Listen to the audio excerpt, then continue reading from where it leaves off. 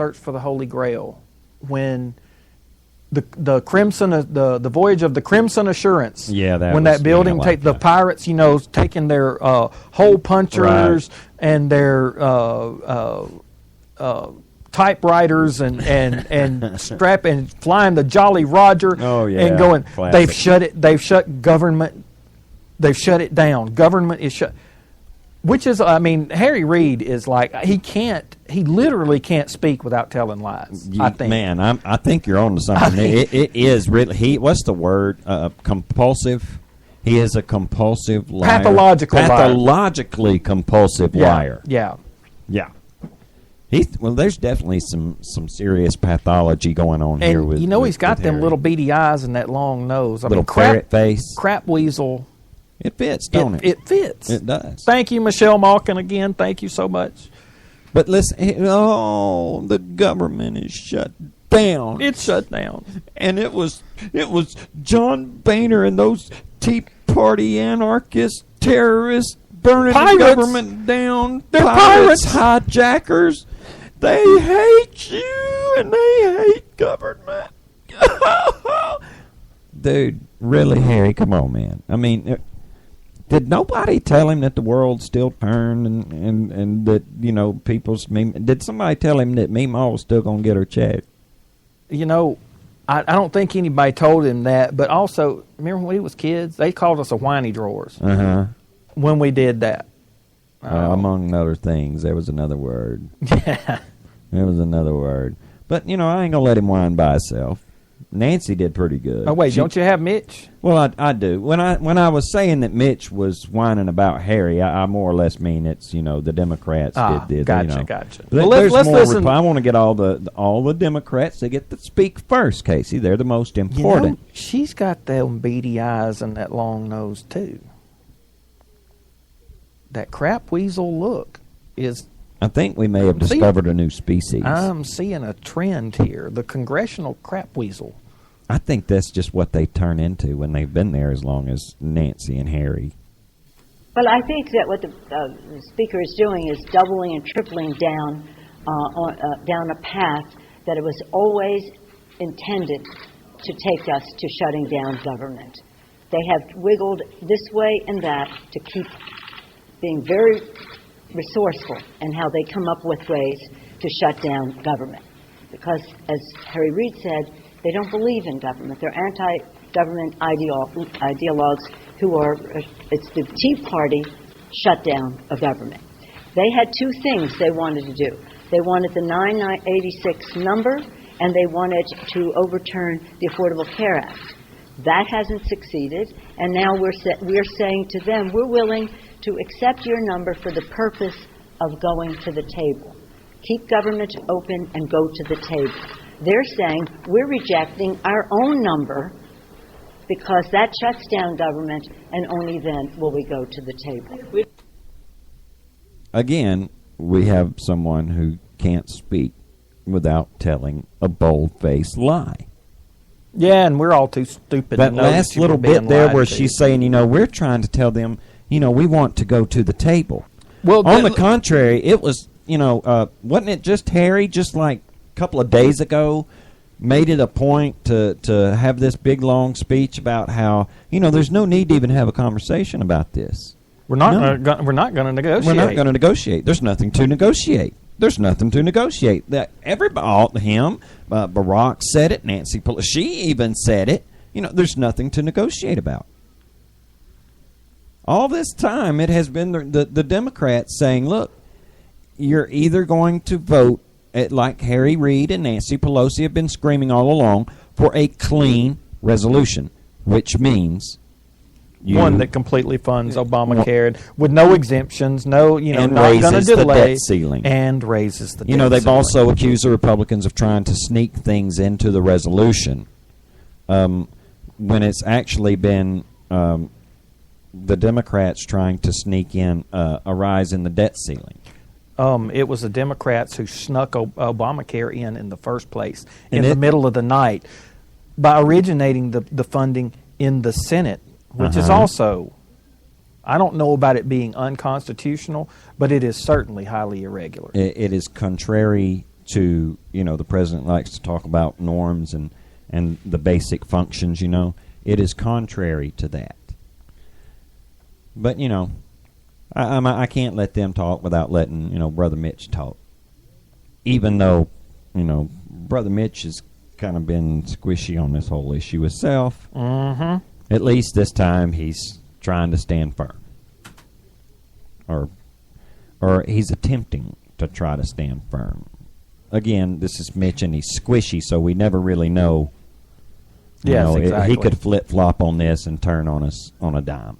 But for what it's worth. Wouldn't be the first time. Yeah. And now today they've gone even further. They've now said they won't even agree to sit down and work out differences. They won't even talk about it. They literally just voted against working out a compromise. They'll say it was the mean old Republicans or the Tea Party or Fox News or maybe even George W. Bush. They shut down the government, and now they're praying the American people will think somebody else is responsible. Well, that sounds pretty accurate so far. Let's see. Tea Party, check. Mean old Republicans, check. Fox News, okay, we hadn't really got to Fox News yet, but check. But he's right.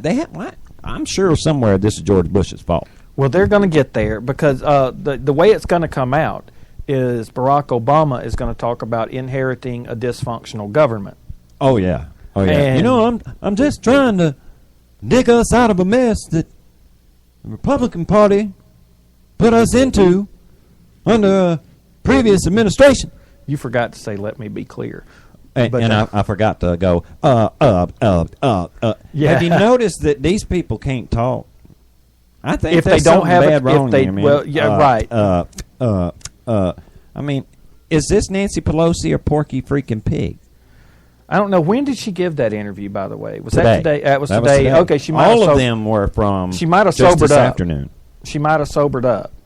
I saw something on the Drudge Report, speaking of sobered up, saw something on the Drudge Report where some of the reporters were tweeting about the smell of alcohol permeating the halls of government, as if somebody's, there's some scandal there. Dude, what, you don't think they're drunk half the time? Have you not listened to Nancy Reid? Have you not listened to Nancy Pelosi talk? She's drunk every time anybody puts a microphone in her face, man. She's barely conscious. I'll say this. If she's actually sober, oh, man. Don't you know she got some stank breath? Can you imagine her getting all up in your face? I hope she's... I would hate to think she's been doing all this stuff stone cold sober. Lord have mercy. By the way, y'all, if you should hear something going, meow, meow, we have kittens. I've actually been bottle feeding one while we've been doing the show, but one's simply because they don't care what time it is, and they mad because the government shut down too.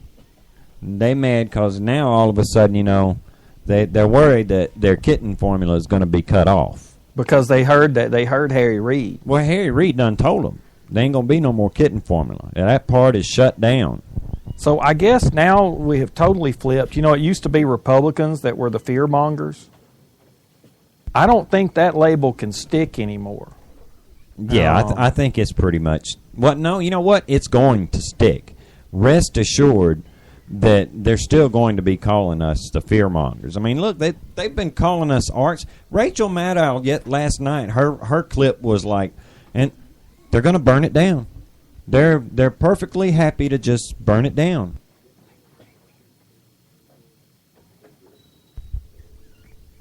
I don't know, dude. So, well, I don't know either. Let's listen to the mainstream, all right? I remember I teased little Mika. Mm-hmm.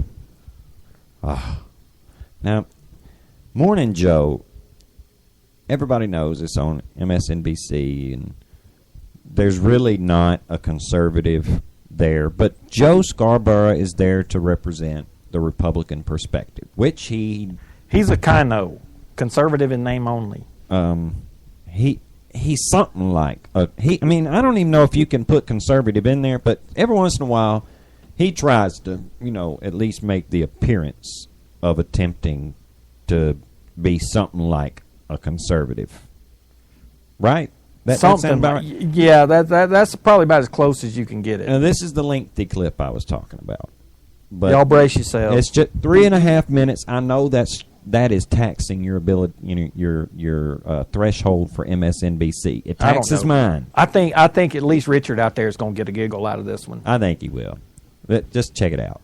Needs to get through. Well, that's the backdrop. I mean, starting today, the gates open to try and get, I don't know, about 7 million people in the next 6 months signed up for health insurance who wouldn't previously be able to afford it or get it themselves.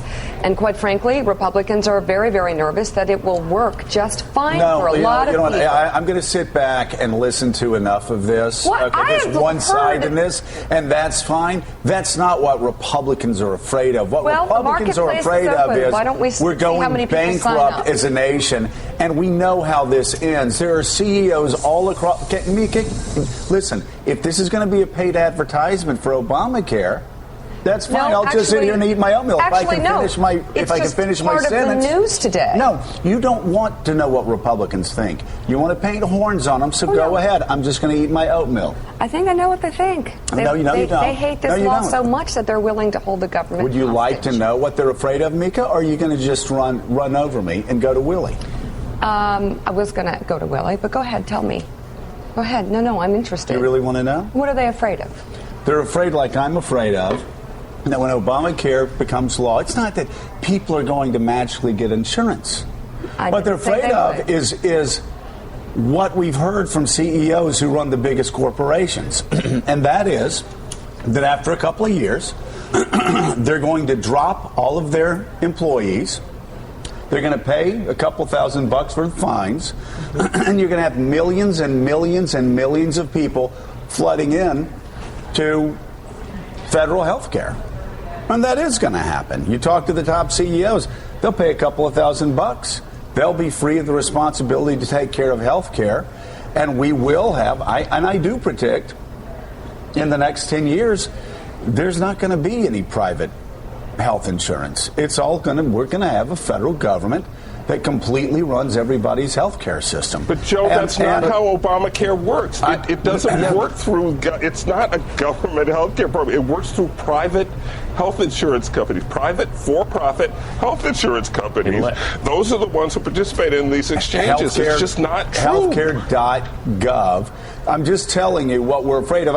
It is true, Gene. You're going to have, and I can't believe we're debating. It's not my intention to debate Obamacare this morning. I just sit here and I'm not going to hear people say the Republicans are only doing this because they hate poor people and they want them to sit out in bushes while everybody else is inside getting health care. Or that they're afraid it will work. Let's not hear that it's federal health insurance. It's just not. Mark Halperin. And by the way, I oppose this strategy.